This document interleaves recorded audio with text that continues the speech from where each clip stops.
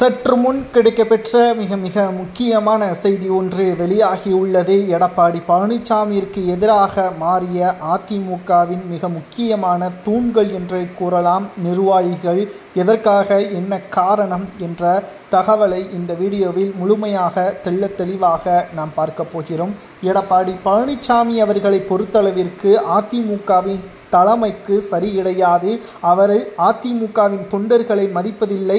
குறிப்பாக கட்சியின் பணிகள், பூத் கமிட்டிகள் அமைப்பது, மாநாடு தொடர்பான அடுத்தடுத்த நடவடிக்கைகளை பார்க்காமல் சுற்றுப்பயணத்தை மேற்கொண்டு வருகிறார். அங்கு பெருமளவில் கூட்டங்களும் வரவில்லை. கூட்டத்தை கூட்டுவதற்கு பணங்களையும் பல லட்சங்களையும் செலவு செய்கிறார். இனியும் எடப்பாடி பழனிசாமியின் பின்னால் நின்றால் எந்த ஒரு பயனும் இல்லை என்பதற்கேற்ப அதிமுகவின் பெருவாரியான நிர்வாகிகள் அவர்கள்தான் தூணாக செயல்பட்டு வருகிறார்கள்.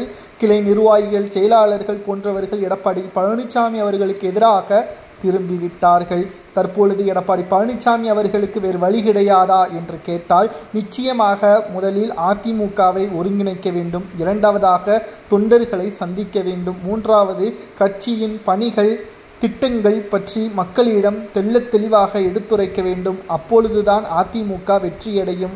எடப்பாடி பழனிசாமி அவர்களது மனதில் என்னதான் நினைத்து கொண்டிருக்கிறார்? வருகின்ற சட்டசபை தேர்தலில் தொண்டர்களது ஒட்டுமொத்த ஆதரவுகளும் இல்லாமல் எந்த ஒரு செயலையும் வெற்றிகரமாக முடிக்க முடியாது.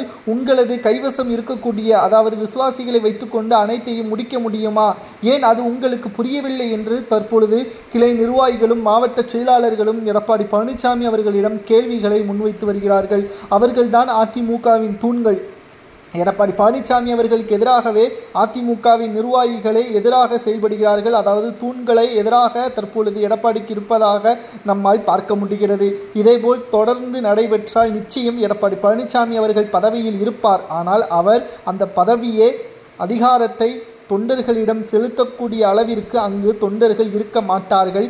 தொண்டர்கள் இல்லாத கட்சியின் பொதுச் செயலாளராக இருந்தால் என்ன, இல்லை என்றால் என்ன என்பதற்கேற்பதான் தற்பொழுது மாவட்ட செயலாளர்கள், நிர்வாகிகள் அனைவரும் கடும் கோபத்தில் கூறி வருகிறார்கள். எடப்பாடி பழனிசாமி அவர்களுக்கு எதிராக அதிமுகவின் நிர்வாகிகள், அதாவது தூண்களாக இருக்கக்கூடிய நிர்வாகிகள் எதிராக செயல்படுவது பற்றி உங்களது கருத்துக்களை மறக்காம கமெண்ட் வாயிலாக கூறுங்கள். இது போன்ற அரசியல் செய்திகளை தெரிந்து கொள்ள நமது சேனலுக்கு மறக்காம சப்ஸ்கிரைப் மட்டும் பண்ணிருங்க.